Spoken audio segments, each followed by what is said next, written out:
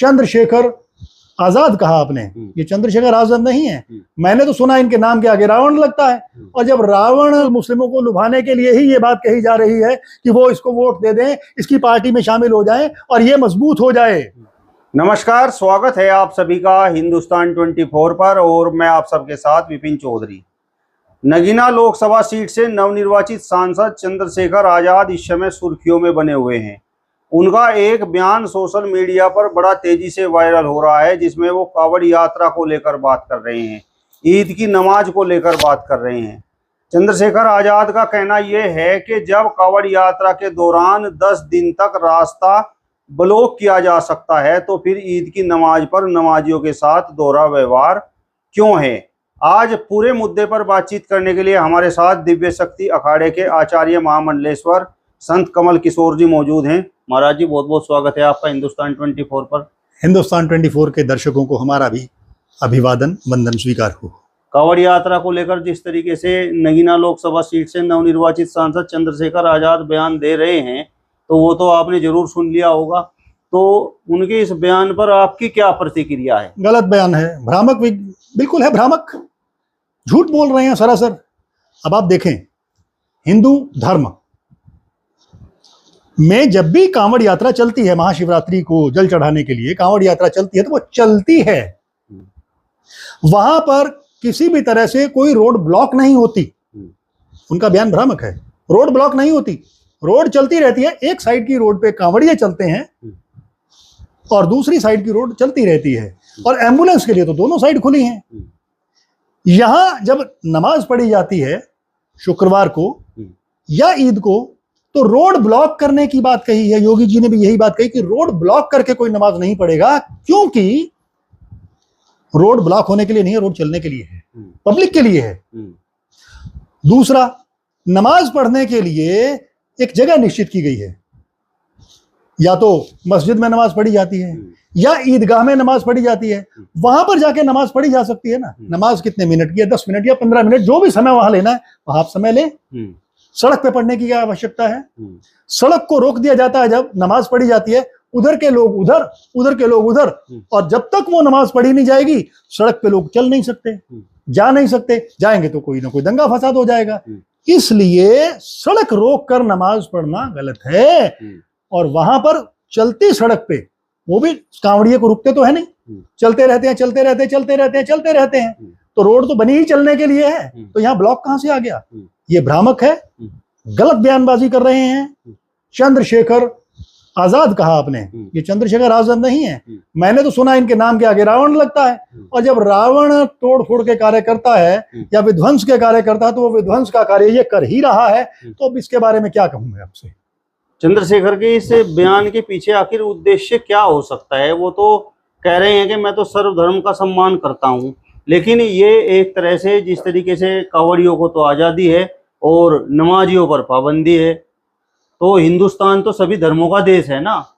सभी धर्मों का देश नहीं है, सभी समुदायों का देश है, सभी कौमों का देश है। धर्म तो एक ही है। धर्म मीन्स धारण करना, किसको? गुणों को धारण करना, मानवता का धर्म को धारण करना। तो एक देश है, और बाकी सारे के सारे तो संप्रदाय हैं, चाहे हिंदू है या मुसलमान है या सिख है, बौद्ध है, जैन है। इनको धर्म क्यों कह रहे हो आप? ये धर्म नहीं है, ये सारे के सारे कल्ट हैं, समुदाय हैं, कौमें हैं। ठीक है? और जब कौमें हैं तो पहले तो बात इन्हें धर्म कहना बंद करें आप। धर्म कहेंगे तो धर्म के नाम पे फिर आप लड़ाई कराएंगे, युद्ध कराएंगे। देखिए, चंद्रशेखर का जहां तक मैं समझता हूं, एक ही मकसद है, सत्ता को हथियाना, दूसरों पे राज करना। मेरी बात सब सुने, मेरी बात सब माने। और अक्सर ह्यूमन मेंटेलिटी भी ऐसी होती है। अब ये चाहते हैं कि मैं अगला इलेक्शन आने वाला है विधानसभा का था, उसमें ज्यादा से ज्यादा कैंडिडेट अपने खड़े करूं और मायावती की जगह ले लूं। ज्यादा जितने कैंडिडेट होंगे इनका उतना ज्यादा वर्चस्व होगा, इनकी उतनी ज्यादा पूछ होगी। तब इन्हें चाहिए सबके वोट। किसके चाहिए? मुसलमानों के भी चाहिए, सिखों के भी चाहिए, सबके वोट चाहिए। तो मुसलमान वोट को आकर्षित करने के लिए इन्होंने इस तरह का बयान दिया है। मेरी सोच है, और मैं इस बात को बिल्कुल मैं समझता हूं कि बिल्कुल सही कह रहा हूं। ये जो अभी ईद की नमाज हुई, और जिस तरीके से योगी महाराज का आदेश भी था कि सड़क पर नमाज नहीं पढ़ी जाए, तो कहीं पर भी नमाज नहीं पढ़ी। मुस्लिमों ने तो इसको सहर्ष स्वीकार किया। तो फिर चंद्रशेखर आजाद इस तरीके की बातें आखिर क्यों कर रहे हैं? वो कह रहे हैं कि देखिए किसी में हिम्मत नहीं है और हमारे अंदर हिम्मत है, हम इस बात को कह सकते हैं। बिल्कुल बिल्कुल बिल्कुल झूठ। मुसलमानों ने स्वीकार किया कि उनकी जगह नमाज पढ़ने की कहाँ है? ईदगाह है। तो ईदगाह में क्या जगह कम पड़ी? बिना सड़क के भी उन्होंने नमाज पढ़ी या नहीं पढ़ी? अब ये उनको उकसाने की कोशिश, पिन लगाने की कोशिश, ताकि उनका वोट आ जाए। इस तरह से किसी को उकसाने की कोशिश करना हमारी दृष्टि में ये देशद्रोह है। और ऐसे देशद्रोही को देश कभी माफ नहीं करेगा, आने वाले समय माफ नहीं करेगा। चंद्रशेखर से कहिए, अपनी आत्मा से पूछे कि हाँ तूने सच कहा या तूने गलत कहा या क्या कहा, तो उसकी आत्मा उसे कहेगी, धिक्कारेगी कि तूने ये गलत स्टेटमेंट दी है। धर्म के नाम पर तो बांट तुम रहे हो, तुमने धर्म के नाम पर बांटा। तुमने कहा सिख धर्म, मुस्लिम धर्म, जैन धर्म, तुमने बांटने की कोशिश की है। योगी जी ने तो बांटने की कोशिश नहीं की। और हम तो कह रहे हैं धर्म एक ही है, सिर्फ मानवता धर्म है, बाकी तो कोई धर्म है ही नहीं। मानव का मानव से नाता होना चाहिए। ये छोटे छोटे मुद्दे लेके चलती हुई सड़क का मुद्दा, और वहां पे तुमने कह दिया कि ब्लॉक कर दिया। कहां ब्लॉक होती है सड़क? मुझे तो नहीं आज तक दिखी। मतलब ये जिस तरीके से उत्तर प्रदेश में अभी उपचुनाव होने जा रहा है, तो आपके कहने का तात्पर्य ये है कि मुस्लिमों को लुभाने का चंद्रशेखर आजाद बिल्कुल बिल्कुल सही कह रहे हैं आप। बिल्कुल मुस्लिमों को लुभाने के लिए ही ये बात कही जा रही है कि वो इसको वोट दे दें, इसकी पार्टी में शामिल हो जाएं और ये मजबूत हो जाए, दलित और मुस्लिम मिलके सरकार बना दें और ये सरकार का मुखिया बन जाए। होता है ऐसा, हर आदमी चाहता है कि ऊंचाई पे मैं जाऊं, ऊंचाई पे जाऊं, शिखर पे जाऊं। तो चंद्रशेखर के भीतर भी एक महत्वाकांक्षा है कि मैं बहुत बड़ा बन जाऊं, हो सकता है कल को मुख्यमंत्री बन जाऊं, क्योंकि कभी किसी ने सोचा भी नहीं था ये नगीना जाके इलेक्शन लड़ेंगे और वहां से जीत देंगे, है ना? कभी किसी ने नहीं सोचा था ना, तो वहां से इलेक्शन जीत गए हैं, तो हौसले बुलंद है बस। तो आपको नहीं लगता कि इस प्रकार के बयान से कहीं ना कहीं दो धर्मों के बीच में खाई पैदा होती है? बिल्कुल खाई पैदा होती है। इस तरह से धर्म के नाम पर आपस में किसी को लड़ाना, मैंने तो पहले ही कहा है कि ये अच्छी बात नहीं है, नहीं करना चाहिए। इस तरह से धर्मों के नाम पर किसी को मत लड़ाओ। आप अगर करते हो तो मानवता के लिए कार्य करके दिखाओ ना। ये नमाज नहीं पढ़ी जानी चाहिए, सड़क ब्लॉक हो जाती है, ये मुद्दे लेके आप मतलब कि पब्लिक के बीच में जा रहे हैं। कावड़ यात्रा और नमाज के बारे में आप क्या कहेंगे?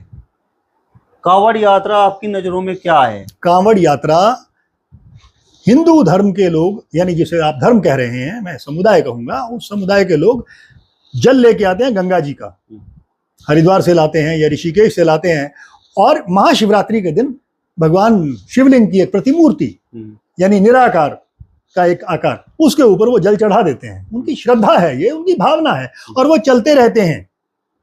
लेकिन नमाज तो पढ़ी जानी है, तो वो तो ईदगाह में पढ़ी जा सकती है या अपना मस्जिद में भी पढ़ी जा सकती है। नमाज तो घर में भी पढ़ी जा सकती है। नमाज का मतलब यह नमः अजू सजन में ईश्वर के सामने नमन करना, तो वो तो कहीं भी हो सकता है।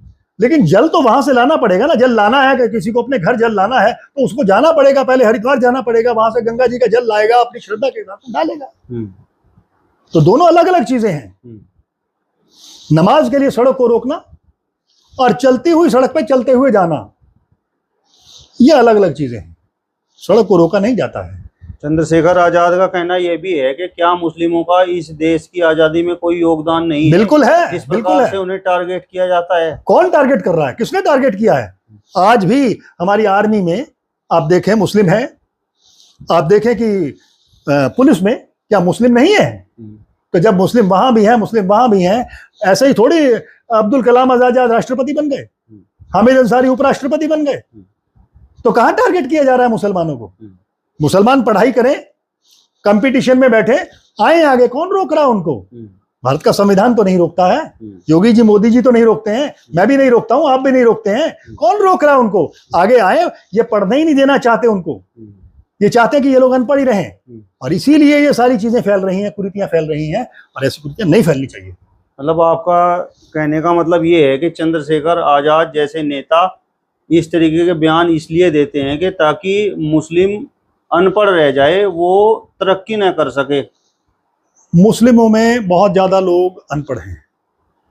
जहां पढ़े लिखे मुस्लिम होते हैं, वो अपने बच्चों को कोई डॉक्टर बना रहा है, कोई इंजीनियर बना रहा है, कोई आईएएस अफसर बन रहा है। यहाँ मोहम्मद मुस्तफा थे, वो आईजी डीजीपी तक बन गए, सबसे ऊंचा ओहदा हासिल कर लिया उन्होंने, लेकिन जो पढ़ेगा तभी तो बनेगा ना।